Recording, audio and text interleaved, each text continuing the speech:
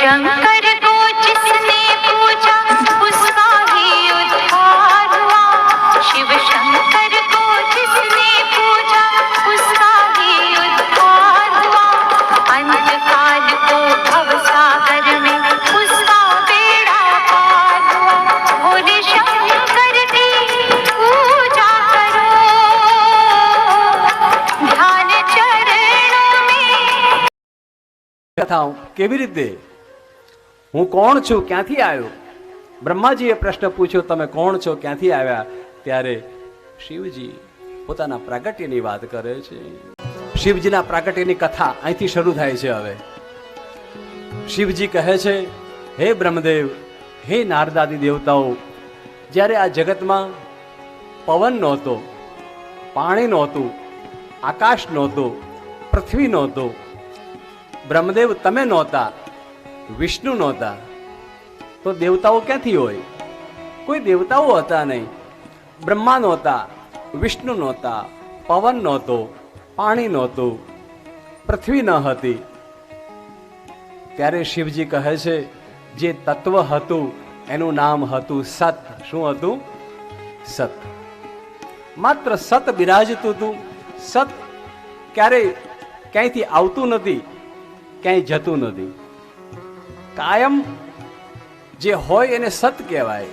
અને એ સત તત્વ બીજું કોઈ નથી. હું સ્વયં, મારું નામ એ જ સત.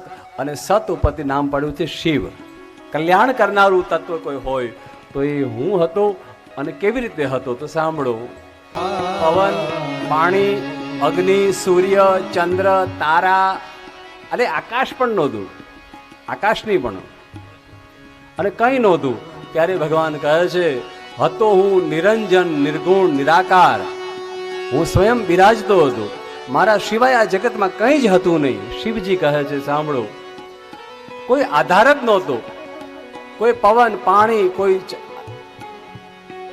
આમાંથી શિવજીના દર્શન કોને કોને કરવા છે? શિવજી કેવા છે એ ખાલી તમને આમ નમૂનો બતાવું?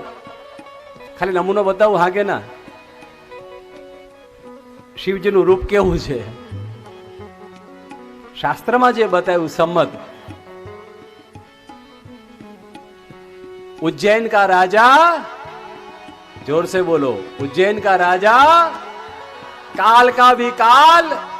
પેલા વેલા પવન નહોતું, પાણી નહોતું, અગ્નિ નહોતો, સૂર્ય નહોતો, ચંદ્ર નહોતો, કોઈ તારા મંડળ પણ નહોતું, કોઈ ગંગા વગેરે જે આકાશ ગંગા કહીએ કાંઈ ન હતું. ત્યારે સર્વ પહેલા શિવજી કહે છે, એક મહામંત્ર પ્રગટ થયો. શું થયું? મહામંત્ર પ્રગટ થયો. ઓમ પ્રગટ થયો. શું થયું? ઓમકાર પ્રગટ થયો. અને ઓમકારનો ધ્વનિ પ્રગટ થયો. અને ઓમકારના ઉપરના ભાગમાં એક પ્રકાશ થયો, જેને આપણે ઓમકારનું બિંદુ કહીએ છીએ. અને એક પ્રકાશ પ્રગટ થયો. અને એના ભયંકર અવાજ થયો. ઓમકારનો ભયંકર અવાજ થયો. અને એ એટલો ભયંકર અવાજ હતો કે એ ઓમકારની અંદરથી એક ધ્વનિ થયો. એના અંદરથી ભગવાન શિવજી કહે છે, મારા સ્વરૂપનું પ્રાગટ્ય થયું. ભગવાન શિવજી ઓમકારની અંદરથી પ્રગટ થયા. મારી ડાબી બાજુની જે શક્તિ હતી, મારી બાજુ બાજુ જે શક્તિ હતી, એને સ્ત્રીનું રૂપ લઈ અને પ્રગટ થયા, જેને આદ્ય શક્તિ કહેવામાં આવે. શું કહેવામાં આવે? આદ્ય શક્તિ કહેવામાં આવે. અને એ શક્તિએ મારી હારે આંખ મિલાવીને જોયું. અને મારી હારે સમાગમ કરતાની સાથે અમારે ત્યાં 3 પુત્રનો જન્મ થયો, જેનું નામ બ્રહ્મા, વિષ્ણુ અને મહેશ પાડવામાં આવ્યું. આ દુનિયામાં હે બ્રહ્મદેવ, તમારું જન્મ શિવ અને શક્તિ દ્વારા આ રીતે જ્યારે થયો, ત્યારે તમે હાથ જોડી અને મને પૂછ્યું. અને એ વખતે મેં તમને બ્રહ્મનો ઉપદેશ કર્યો. જગતનું વિજ્ઞાન મેં તમને સમજાયું. તમે જગતની ઉત્પત્તિ કરવા માટે સમર્થ થયા. વિષ્ણુ ભગવાન જગતનું પાલન પોષણ કરવા માટે સમર્થ થયા. અને મારું જ સ્વરૂપ, જેને મહેશ કહેવામાં આવે, રુદ્ર કહેવામાં આવે, એમણે સંહારનું કાર્ય સંભાળ્યું. આ પ્રમાણે જગતની અંદર પહેલી વહેલી મારું પ્રાગટ્ય થયું. અને એ જ વખતે બ્રહ્મદેવ બોલી ઉઠ્યા, પ્રભુ, આ તો તમે કોઈ અલૌકિક વાત કરી. આ તો તમે અલૌકિક વાત કરી. પણ આ પૃથ્વીના જે નરનારીઓ છે, પ્રભુ એની વચ્ચે તમે ક્યારે આવ્યા, એની વચ્ચે તમે કયા પ્રમાણે જન્મ લીધો એ કથા કહો. પૃથ્વી વિશે તમે કેવી રીતે પૂજાણા એ જાણવું છે. ત્યારે ભગવાન શિવજી કહેવા લાગ્યા કે હે બ્રહ્માજી સાંભળો. એની કથા ટૂંકની અંદર કહેતા મારા ભાઈ બહેનો, એક વખત બ્રહ્માજી અને વિષ્ણુ ભગવાન વચ્ચે સંવાદ થયો. બ્રહ્મા અને વિષ્ણુ વચ્ચે સંવાદ થયો.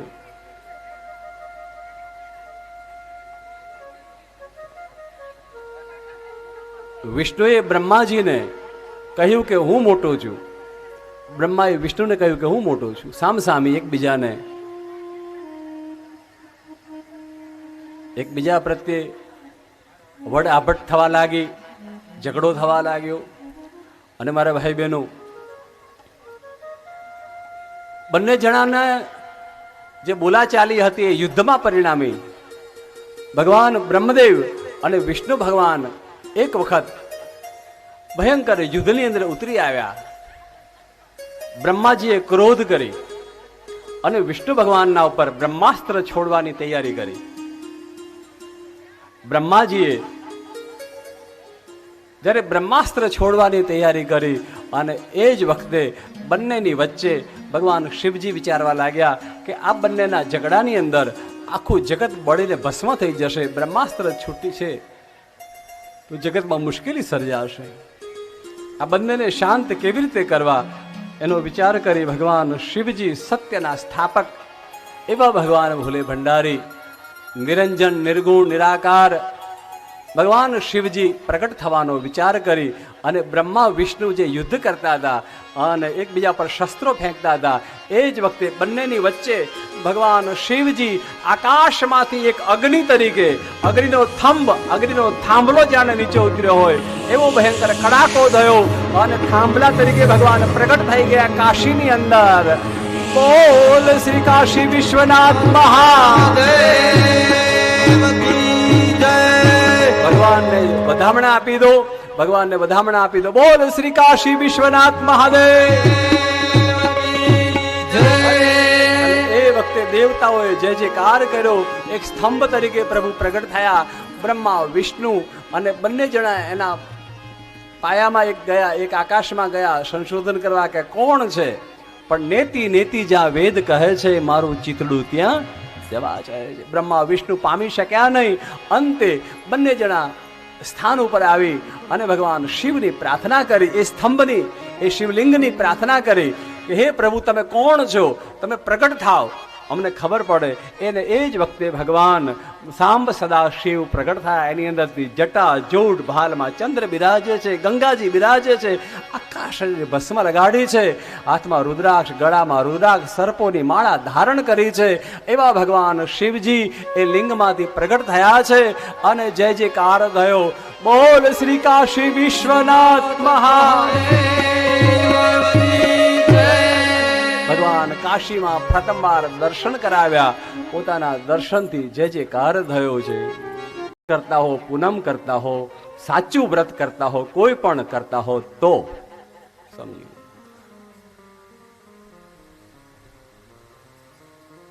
અને એ પણ ફળ કેવા, તમને ખબર છે ફળનો મહિમા? બીજી પણ વાત કરી દઉં. એકાદશી હોય, પૂનમ હોય કે અમાસ કરતા હો, કોઈ પણ વ્રત તમે કરતા હો, ચૂલે ચડાવેલી રસોઈ ન ખવાય. જે ગરમ કરવામાં આવે કે ચૂલે ચડાવેલી રસોઈ તમે ખાઓ એટલે વ્રતનો ભંગ થઈ જાય. ગરમ કરીને તો ચૂલા પર ચડાવીને આપણે શું કરીએ? પકાવીએ છીએ ને વસ્તુને. શું કરીએ? મોરીઓ પકાવીએ, ખીચડી બનાવીએ એટલે શું કરીએ? પકાવીએ ને ચૂલા ઉપર.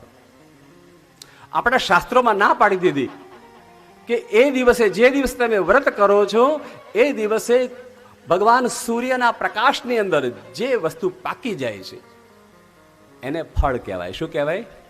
ફળ કહેવાય. ડાયરેક્ટ ઝાડ ઉપર સૂર્યના પ્રકાશથી, સૂર્યના તાપથી, કારણ સૂર્યના તાપની અંદર એ પાકી જાય. શું થાય? સૂર્યના પાક. એટલે કે ઈશ્વરીય કૃપા દ્વારા પાકેલી વસ્તુ ખાવાની, ચૂલા ઉપર પકવેલી કોઈ પણ વસ્તુ ખાવાની મનાઈ છે. એટલે કે ઈશ્વરીય કૃપા દ્વારા પાકેલી વસ્તુ ખાવાની, ચૂલા ઉપર પકવેલી કોઈ પણ વસ્તુ ખાવાની મનાઈ છે. સીધા જ સૂર્યના તાપ દ્વારા, એની ગરમી દ્વારા જે વસ્તુ પાકી છે એવી ને એવી વસ્તુ, એમાં પણ ફળ એ પાકી ગયેલા કહેવાય, અને એ પાકી ગયેલા ફળ ખવાય નહીં કે આપણે જાતે ચૂલા પર ચડીને પછી એને પકવીએ, વર્જ્ય છે. સાવધાન, ફળ આહાર જ કરવાનો છે, ફળ આહાર જ કરવાનો છે, નહીં બટેકા, નહીં મોરૈયો, નહીં કંઈ. આ બધું જ બધું પાછળથી બધું આવી ગયેલું છે કે આ સાત્વિક ખોરાક છે, સાત્વિક ખોરાક છે, ખવાય ખવાય એમ કરી કરીને સાત્વિક ખોરાક, સાત્વિક ખોરાક.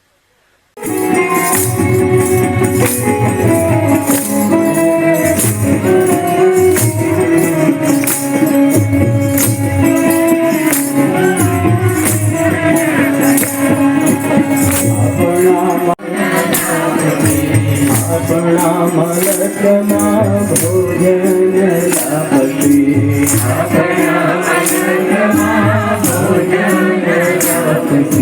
ભોજનિયા મિલી ગયા સાસુ મારા. આપણા મલકના માયાળુ માનવી,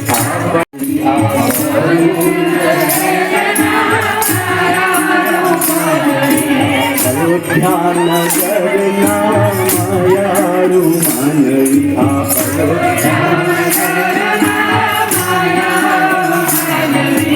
ચાળેશ્વર ગામના માયાળુ માનવી.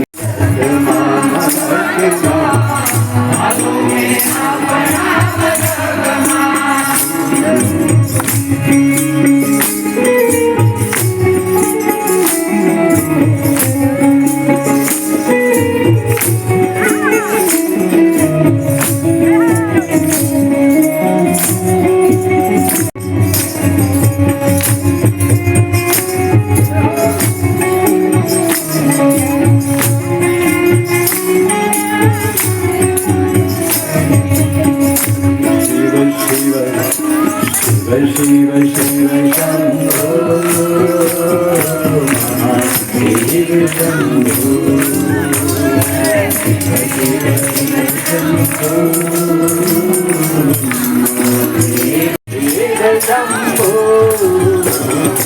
મહાદેવ શંભો,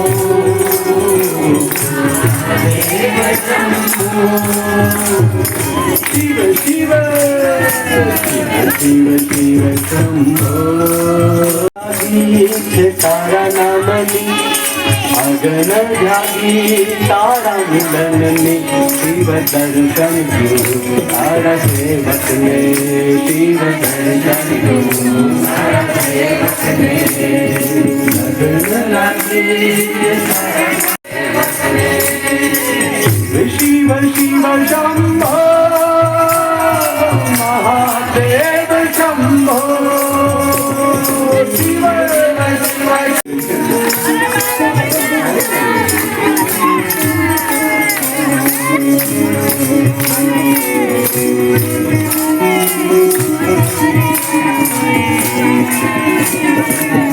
પતિ રાઘવ રાજ.